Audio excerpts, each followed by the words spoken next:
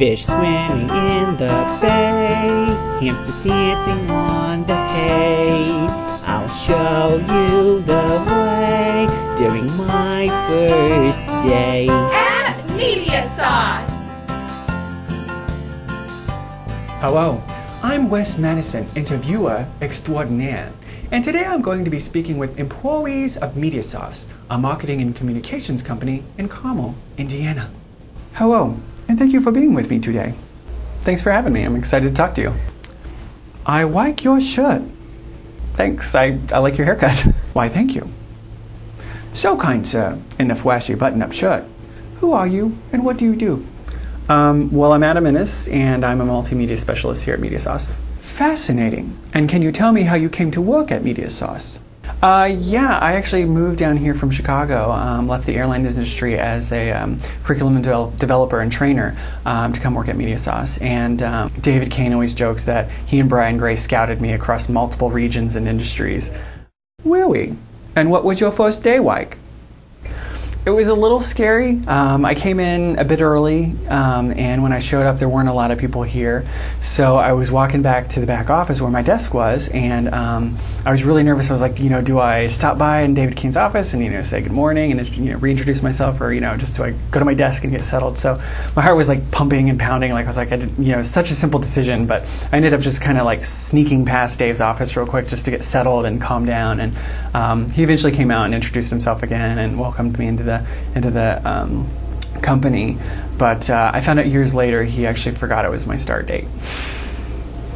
Fascinating. But do you expect me and the viewers to believe that this is the whole story? Actually, there's a lot more to the story. I was driving into work that day in a 1994 red Cavalier. With captivating. Yet, as I listened to Adam's charming story, I began to wonder what other first day stories were working around the building, so I set out to find them. How did you first come to Mediasauce? How I first got to Mediasauce, gosh, Brian, do I go way, way back?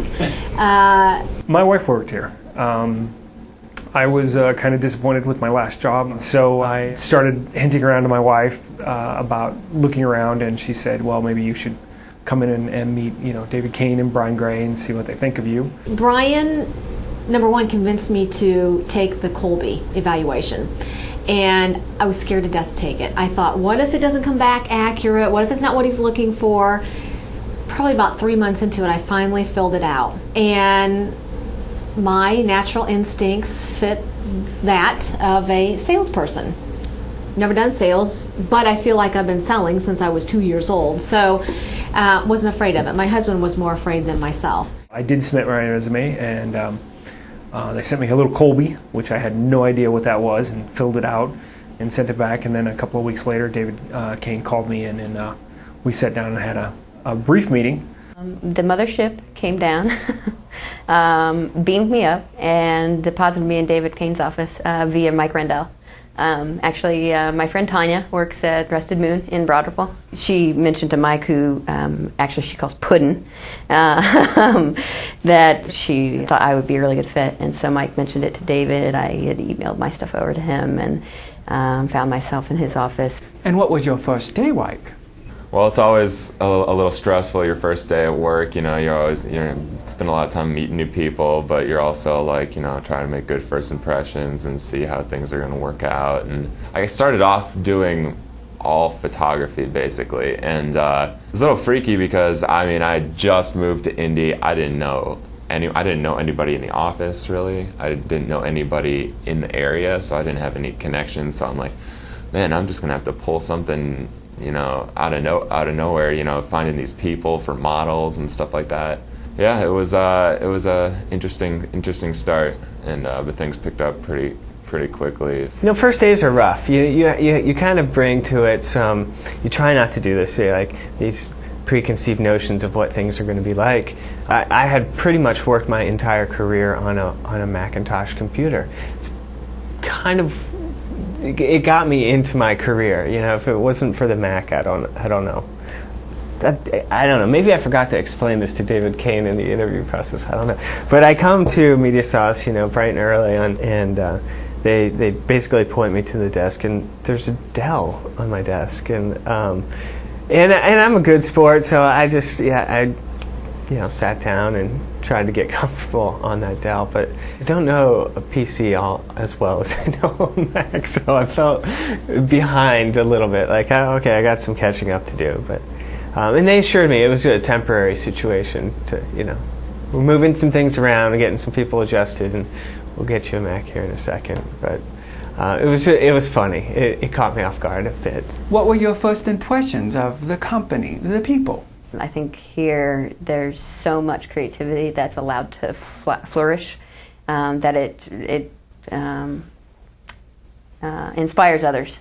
So that was really exciting to me. There's like an energy, a vibrancy in the building that I was immediately drawn to. It was like a beacon. We're the pretty girl at the ball. We're banging out stuff that people have never seen before, or if they've seen it, they don't know who does it or how they get that stuff done. And it's just very validating to me that other advertising agencies are either falling to the wayside or they're trying to morph their business into something that we already are. And when did you feel like you really belonged? Wow, that's a great question. I don't know. That's a great question. I felt that way in the interview process. I think right away. I mean, I came in. I introduced myself at the company meeting, and I felt a part. You start believing and buying into the philosophy of the organization, and then when you get here and you start getting comfortable, it takes a little while. Part of what Mediasauce has done in a very short time is grow very quickly. You're creating your own rules at times, and there's no right or wrong way of doing things, but sometimes there is. So I would say, I'm making this a very long answer, but I would say it took a couple months to really get my bearings and get comfortable. And maybe that happened once I got my Mac. What were your first impressions of Nate Gruel? Nate G. I say G because I don't know how to pronounce his last name. I mean, is it Gruel? Is it Gruel? Is it Gruel? Gruel. Nate G. Is really talented, and when he came on board, he added a lot to Mediasauce. What do you think of Don Shinwa? Don. He's scary looking, isn't he? The first time I saw him, I was scared of him. He wears the bold look very well. He looks kind of like a Nordic warrior, I think. And I also especially like the goatee. It's definitely good having a big, man-to-man, just heading up the pack, He's successful at that look because you never see any food in his beard. I don't know if you've noticed that or not. What were your first impressions of Shelly Augsburger? Her real name is Julie. I don't know if people really knew that. But she likes to go by Sherry. I don't really know what the history there is, but her real name is Julie. Who? Shelly Augsburger. Shelly.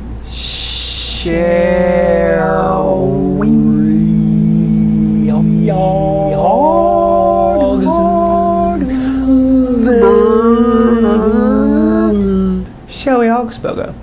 Sherry Augsburger. You mean Julie? Enchanting.